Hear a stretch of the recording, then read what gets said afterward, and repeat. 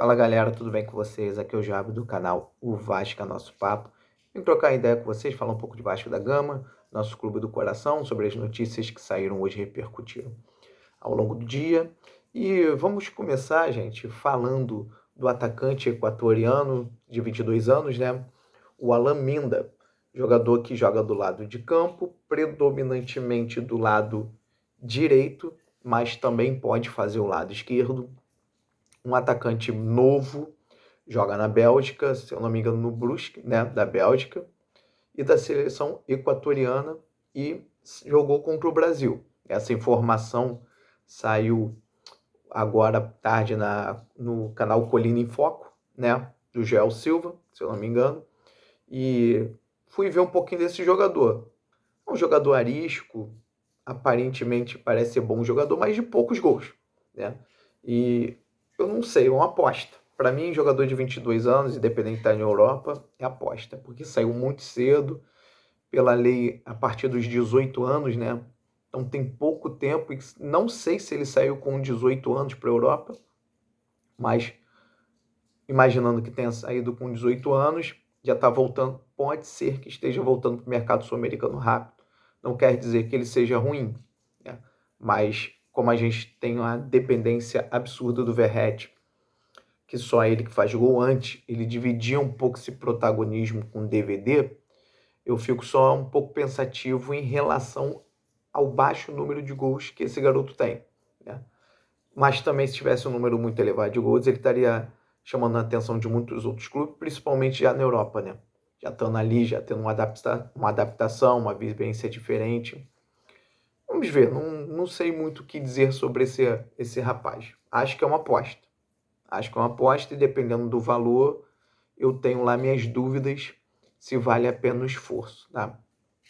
Agora, em relação aos outros jogadores do elenco do Vasco que podem assinar um pré-contrato, gente, tem alguns ali que eu fico na dúvida e outros nenhum. Eu acho que o Jair, ele tem que sair, obrigado pelos serviços prestados, porém, um cara não pode ganhar com o futebol do Jair, ele não pode ganhar beirando ou sendo 900 mil reais, porque você vê aí que a antiga gestão, a 777, cara, não tinha balizamento nenhum, cara, não tinha critério nenhum, porque você traz um Jair com uma idade um pouco avançada, com um salário absurdo, que eu, particularmente, eu não acho que o Jair também tenha jogado esse futebol absurdo no Atlético Mineiro para chegar no Vasco ganhando 900 mil. Eu não acho.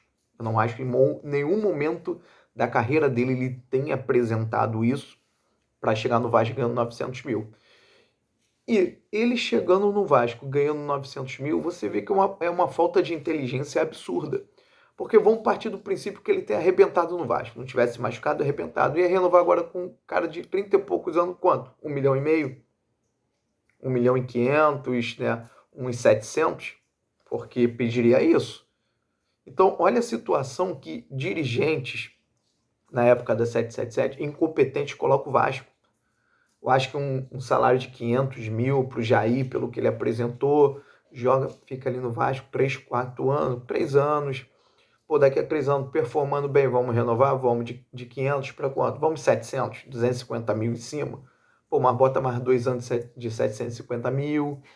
E assim, até chegar uma idade que o Vasco usufruiu bem do futebol dele, mas já joga lá em cima, o cara não performa, mas você acha que ele é importante para o elenco, mas não vale a pena aquele dinheiro.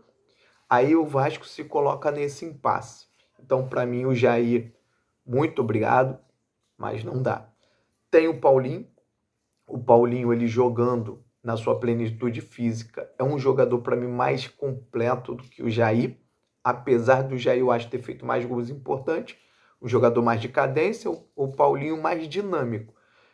Eu confesso que eu não sei o que faria com o Paulinho, porque a gente fica na esperança do Paulinho voltar a performar bem, mas ganha pouco. Vai esbarrar sempre na questão salarial. Mesmo que o Vasco tenha dinheiro para pagar, mesmo que tenha, eu não sei se vale a pena.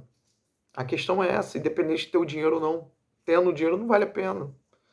Gosto dele, vascaíno, gostaria que ele arrebentasse agora para o Vasco conseguir uma renovação com ele e manter no elenco, porque para mim é um jogador de características raras, né? Então, gostaria, mas tem que ver por qual valor. E a gente entra também na questão do Pumita. O Pumita veio com status de seleção do Uruguai, jogador de Copa do Mundo. Só que o Paulo Henrique atropelou ele. Está atropelando.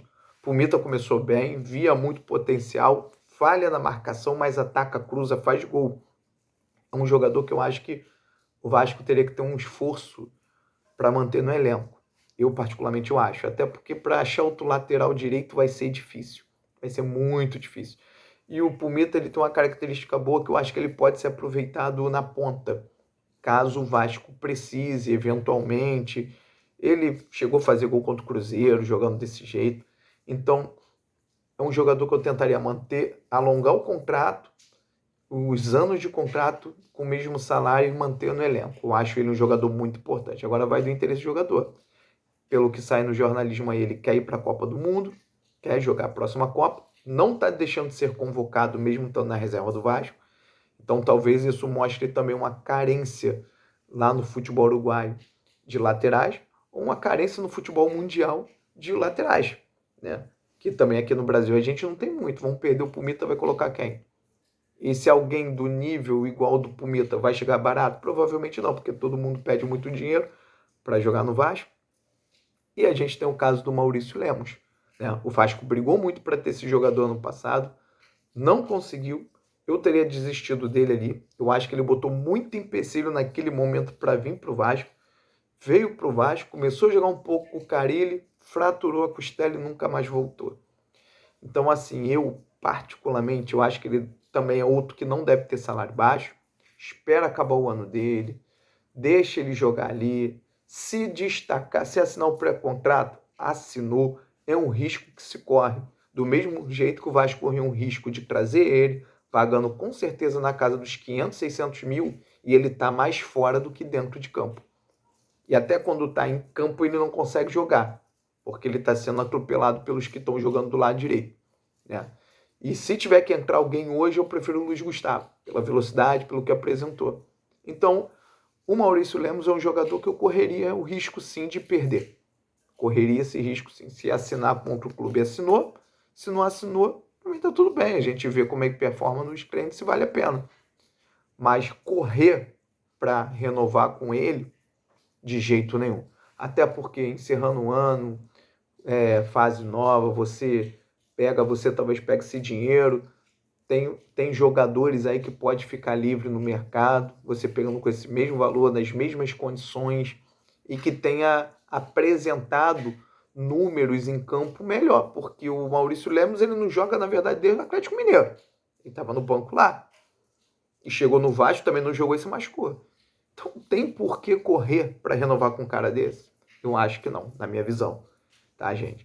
Então, isso que eu queria passar para vocês, esse ponto de vista de torcedor para torcedor. Se vocês discordam comigo, vocês escrevam aí embaixo de comentários. Se concorda também, vou gostar muito de interagir com vocês. E peço a vocês que se inscrevam no canal. Valeu, gente. Forte abraço. Tamo junto.